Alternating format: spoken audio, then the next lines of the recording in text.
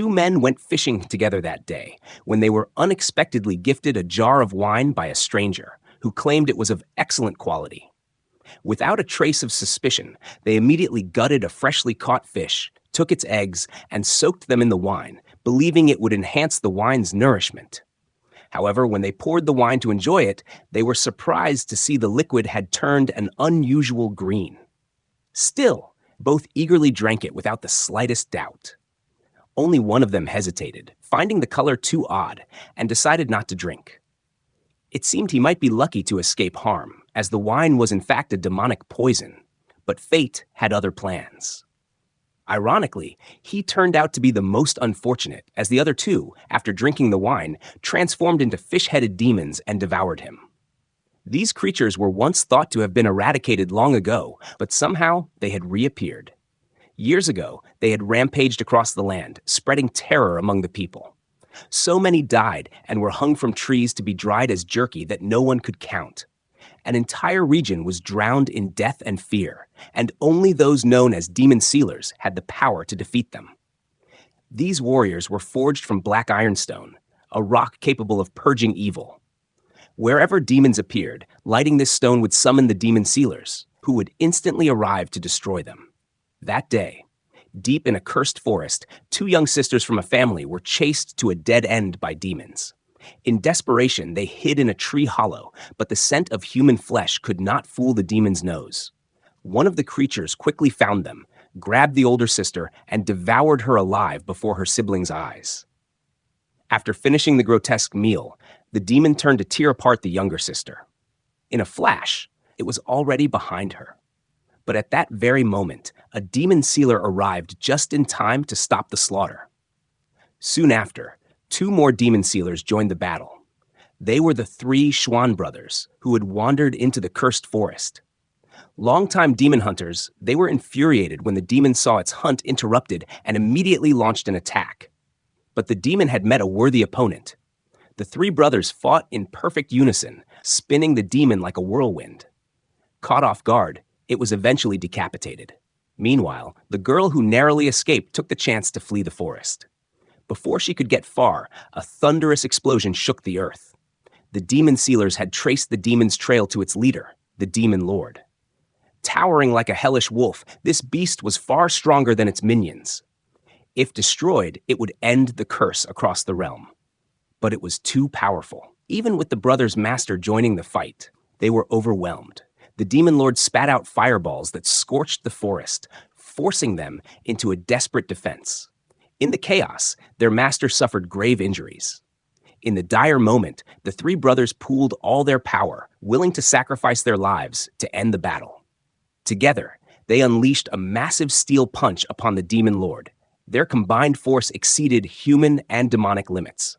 No matter how fierce the demon, it couldn't withstand their unity and resolve.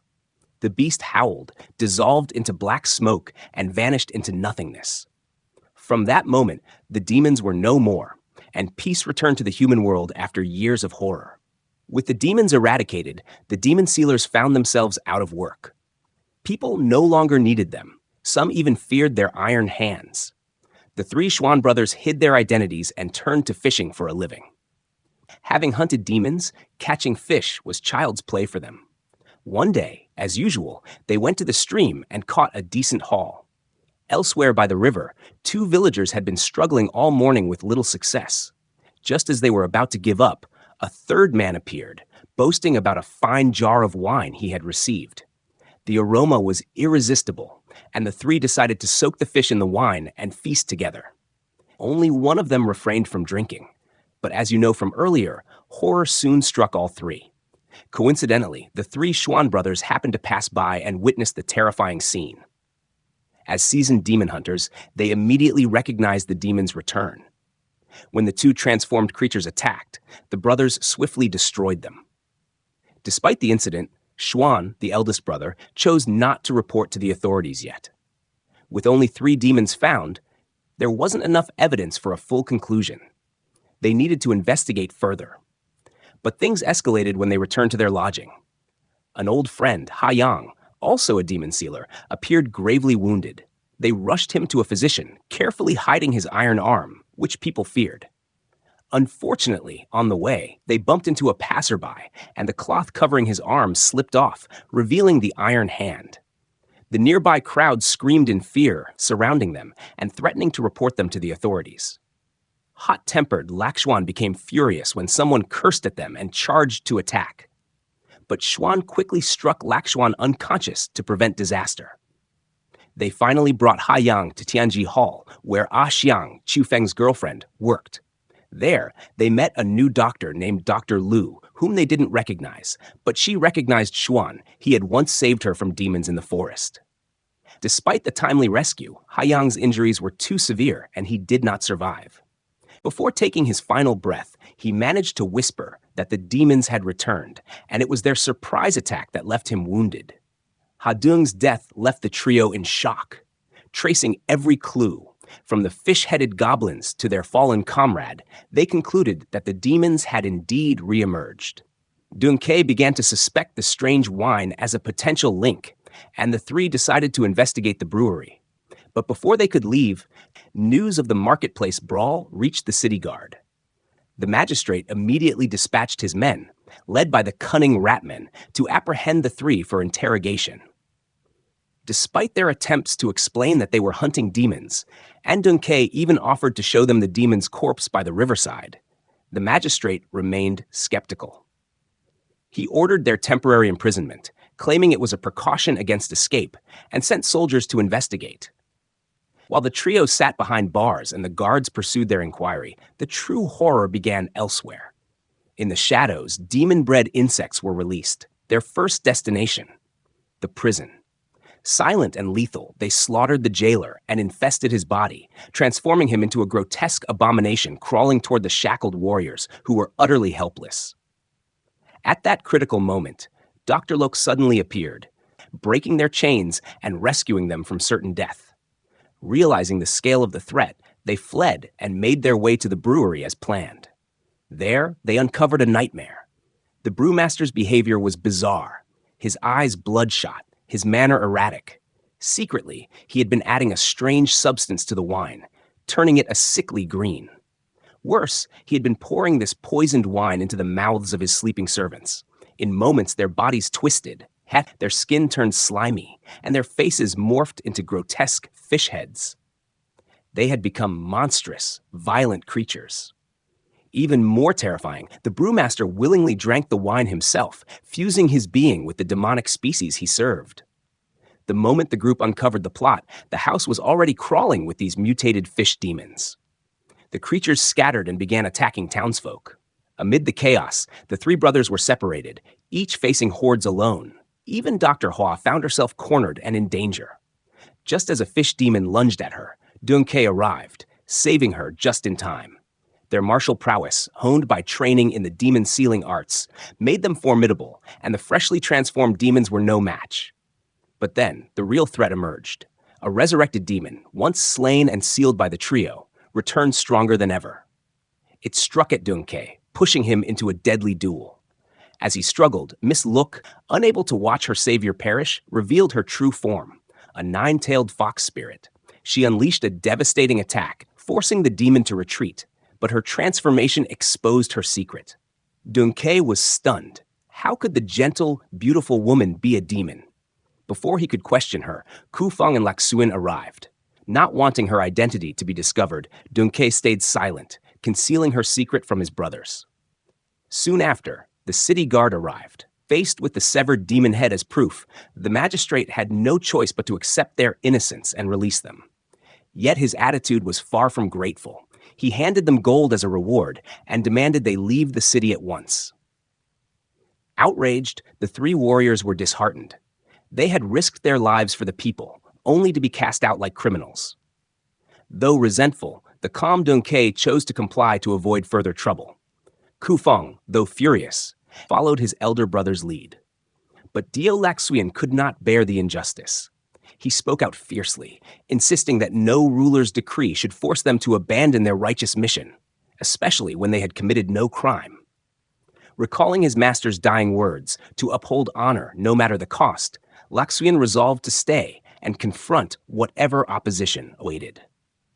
At that very moment, while Miss Hua was bathing at home, a venomous serpent slithered in and attacked her. Fortunately, Kevin once again appeared just in time and subdued the creature, preventing another potential disaster.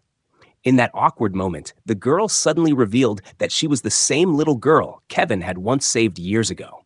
He was extremely surprised to hear this, as he remembered her running away and being struck by a demon's blow, making him believe she couldn't have survived.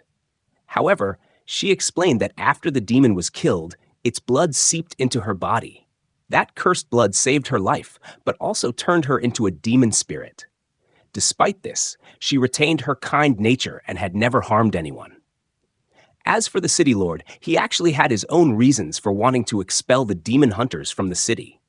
His body carried a strange disease that, without medicine, would fester and cause him unbearable pain until death. In order to obtain the medicine, he was forced to depend on a man dressed in black. Though he once intended to release the demons to kill the demon hunters, the man in black always stopped him. Due to his reliance on the medicine, he didn't dare disobey. What complicated things further was that this man in black was the master of the demon hunters. What role did he truly play? Could he be the creator of those demons? Not only that, the city lord was also imprisoning the demon hunters and using the civilians under his rule as food for the demons. Moreover, his close one-eyed subordinate was secretly the lover of Arya. While having an affair with him, she also loved Kyle and planned to bring him to meet her father to discuss marriage. Blinded by the happiness of love, Kyle had no idea he was walking straight into the trap set by this woman. At that time, at the fish shop of the three brothers, when Kevin was cleaning up, a beggar boy suddenly ran in. The boy said that his father used to be a demon hunter, so he came hoping to join them. However, Kevin told him that the demons had been wiped out and the demon hunters no longer had a purpose. But the boy insisted that demons were still out there and that the city lord was secretly raising them. He told how, once while sneaking in for food, he accidentally saw the city lord entering a secret chamber where he was feeding on demon spirits under a river well.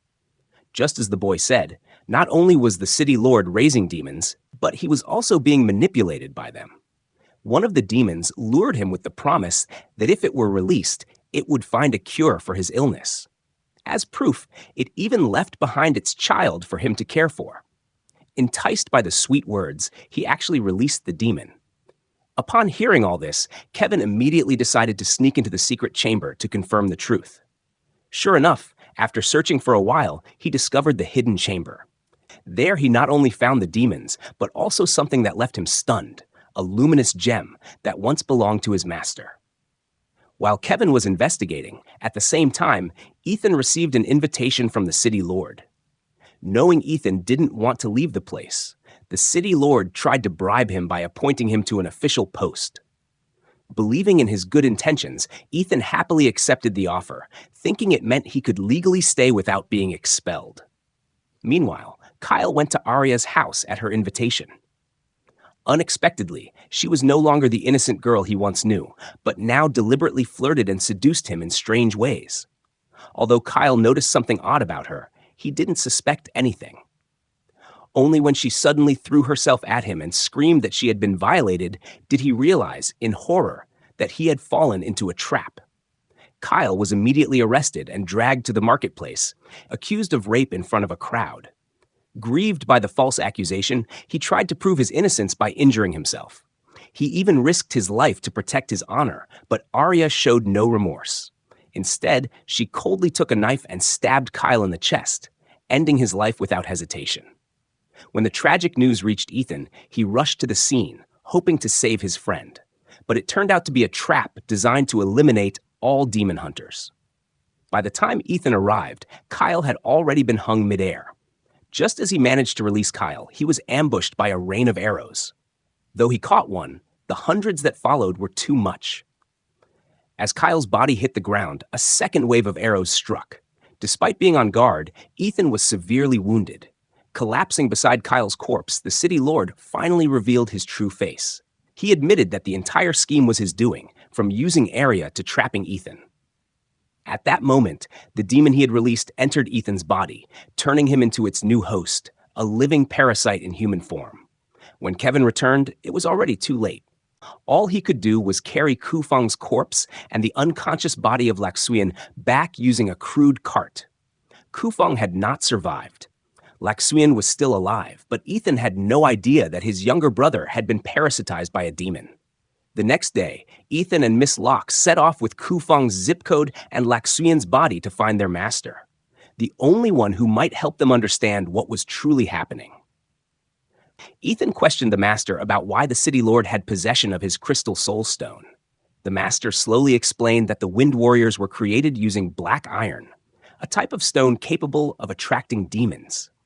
However, once the demons were defeated, the Wind Warriors too must sacrifice themselves, for only then could the world be truly freed from demonic influence.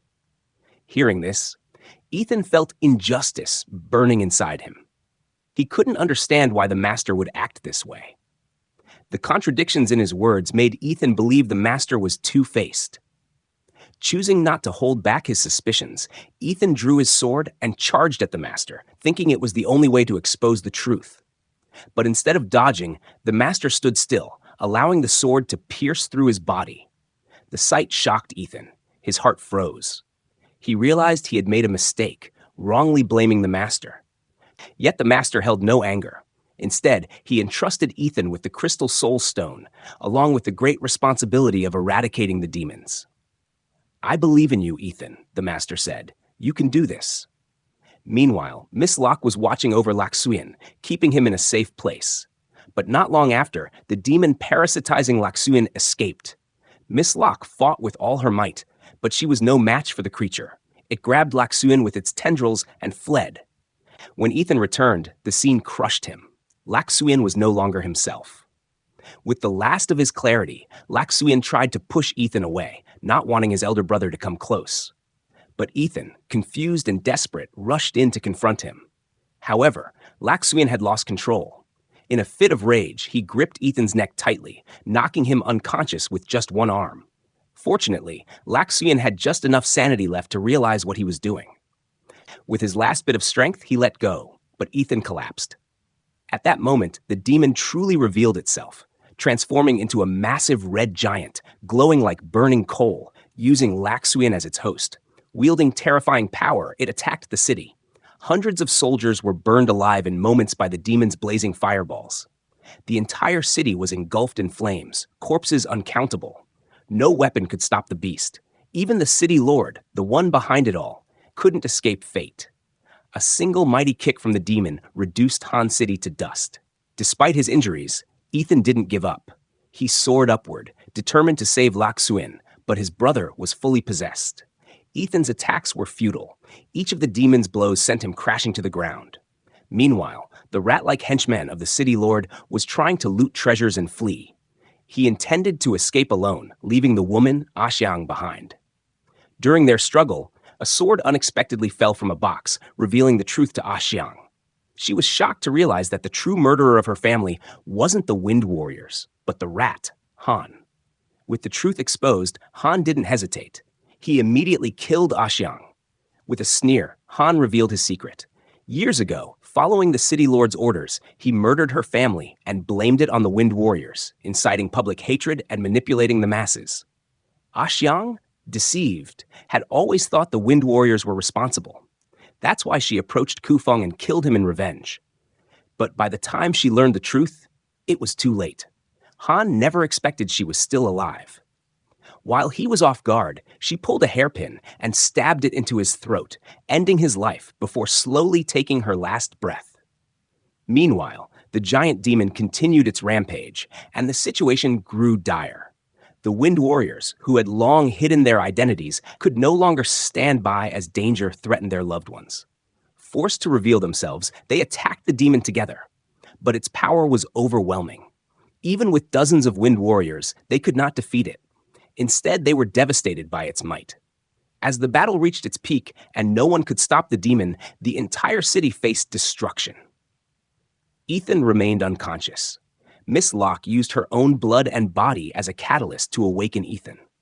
Though not fully conscious, Ethan could feel everything she had done. Tears streamed down his face. Miss Locke had given her all, and in the end, her body burned to ash. As she passed, Ethan finally awoke. Channeling all his power, filled with fury and sorrow, he rose into the air and launched a ferocious assault on the demon. Faced with Ethan's storm-like strength, the giant demon gradually weakened. Seizing the chance, Ethan flew toward Laxuien to save his brother. But Laxuien was too deeply parasitized. No matter how many strikes Ethan delivered, it was useless. Laxuien, knowing he couldn't survive, begged, "Brother, please help me. Only my death can destroy the demon." Though torn by pain, Ethan had no choice but to end his brother's life. With Laxuien's death, the demon was completely destroyed. Peace returned to the city, but Ethan felt utterly alone in the world.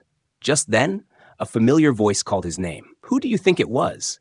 The voices of his fallen brothers or Miss Locke? Who do you think called out to Ethan? Is there still hope for him now? Leave your answer in the comments. This scene also marks the end of the film. What did you think of the story? Let me know in the comments. If you enjoyed it, please give it a like and subscribe to the channel for more videos. Thank you so much, and see you next time.